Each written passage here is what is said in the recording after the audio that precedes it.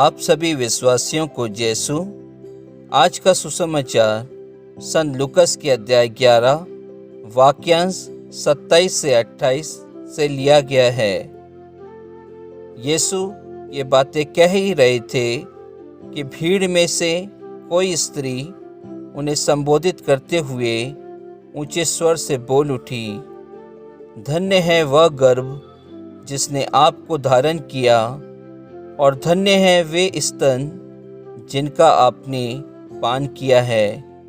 परंतु यीशु ने कहा, ठीक है, किंतु वे कहीं अधिक धन्य हैं जो ईश्वर का वचन सुनते और उसका पालन करते हैं।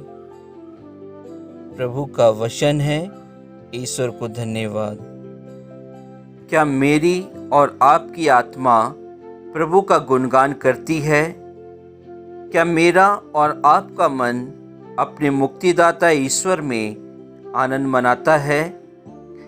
क्रिस्त में प्यारे विश्वासियों, आज के सुसमाचार में यदि हम देखें तो हमें मालूम होता है कि संपूर्ण पवित्र बाइबल में माता की प्रशंसा सिर्फ और सिर्फ आज के सुसमाचार संत लूकस के अध्याय 11 वाक्यांश 27 से 28 में हम पाते हैं, जहाँ एक स्त्री जिसका कोई परिचय नहीं होता है, जिसे कोई नहीं जानता है, जिसे प्रभु यीशु क्रिस्त भी नहीं जानते हैं, लेकिन वह भीड़ से उठती है और पुकार कर कहती है, धन्य है वह गर्भ।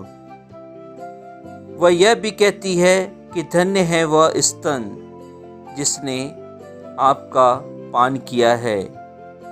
क्रिस्त में प्यारे भाई और बहनों, वह प्रभु यीशु क्रिस्त के लिए यह शब्द कहती है। प्रभु यीशु क्रिस्त ने अपने जीवन में सुसमाचार का प्रचार एक स्थान से दूसरे स्थान पर किया और इस दौरान उन्होंने अनेक प्रकार के चमत्कार किए। अनेक प्रकार के लोगों को उन्होंने उनकी बीमारियों से मुक्त किया। अनेक प्रकार के लोगों को उन्होंने उनकी परेशानियों से छुटकारा दिलाया। अनेक प्रकार के लोगों को उन्होंने शैतानी जालों से छुड़ाया था। वही देखकर वह स्त्री प्रभु यीशु क्रिस्त के बारे में यह कहती है। प्रभु यीशु क्रिस्त यह जानते हैं कि जितने भी लोग उनके सुसमाचार को सुनने आते हैं, वे सब के सब उनके लिए अच्छा नहीं बोलते हैं, उनके बारे में अच्छा नहीं सोचते हैं।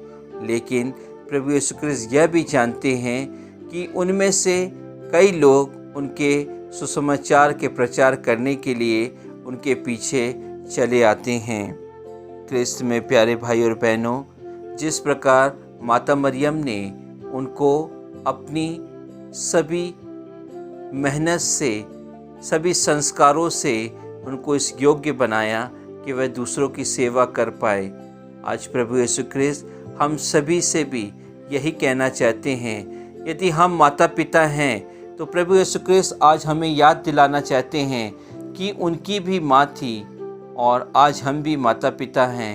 हमें भी अपने बच्चों को इस जीवन की अच्छाई को बताना है, उन्हें एक अच्छा क्रिस्त जीवन बिताने में उनकी मदद करना है, उन्हें अच्छे संस्कारों से भरना है, उन्हें जीवन के अच्छी राह पर चलाना है, ताकि उनको देखकर हमारे समाज के, हमारे पल्ली के, हमारे परिवारों के लोग यह कह सके कि धन्य है यह बालक, धन्य है यह बालिका जिसको ऐसे माता पिता मिले हैं।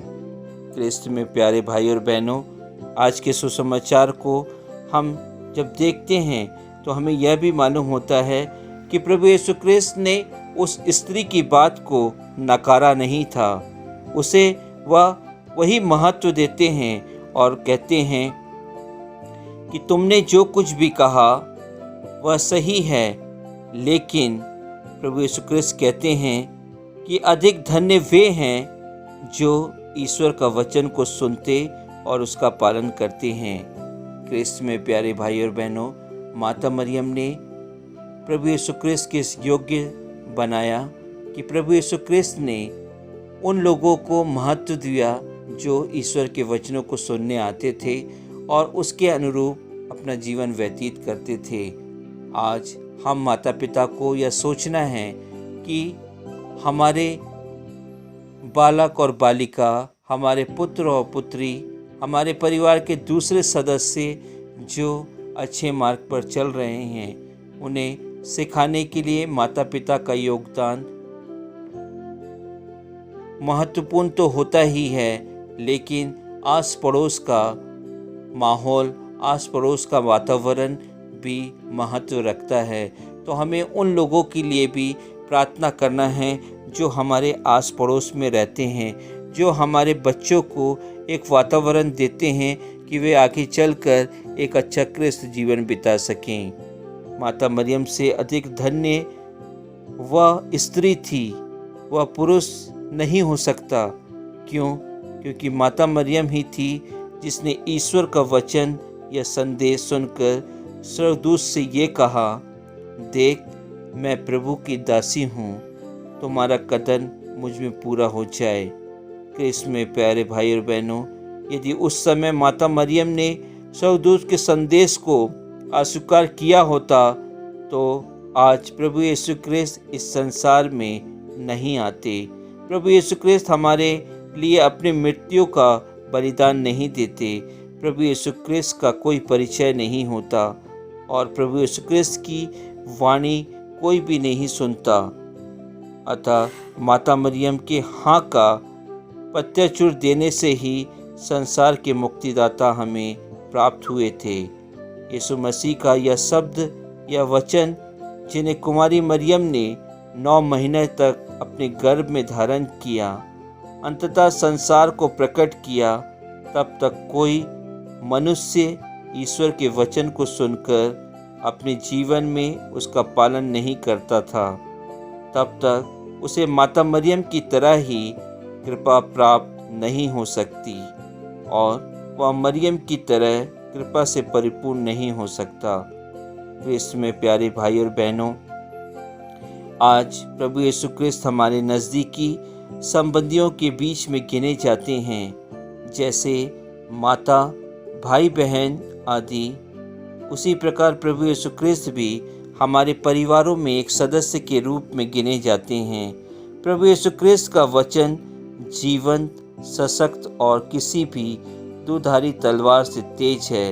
वह हमारी आत्मा के लिए अंतरतम तक पहुंचता और हमारे मन के भावों तक विचारों को प्रकट करते हैं। क्रिस्त में प्यारे भाई और बहनों, माता मरियम ने ईश्वर के वचन को ग्रहण किया और अपने मनोभावों को प्रकट किया। क्या मैं और आप एक माता पिता होकर ईश्वर के वचनों को ग्रहण करते हैं, उन्हें अपने हृदय में संजोए रखते हैं, उनके अनुरूप अपने बच्चों को अच्छे संस्कार देते हैं कि हमारे बच्चे प्रभु यीशु क्रिस्त के समान कार्य कर सकें, सेवा कर सकें, चमत्कार कर सकें? यदि नहीं तो हमें सोचना है कि हमें अपने बच्चों को माता मरियम के समान अच्छे संस्कार देना है, ताकि वे प्रभु यीशु क्रिस्त के समान इस जीवन में दूसरों के लिए अपने आप को निछावर कर सकें और दूसरों की सेवा कर सकें, ताकि वह भी एक दिन प्रभु यीशु क्रिस्त के साथ स्वर्ग राज में प्रवेश कर सकें। आमीन।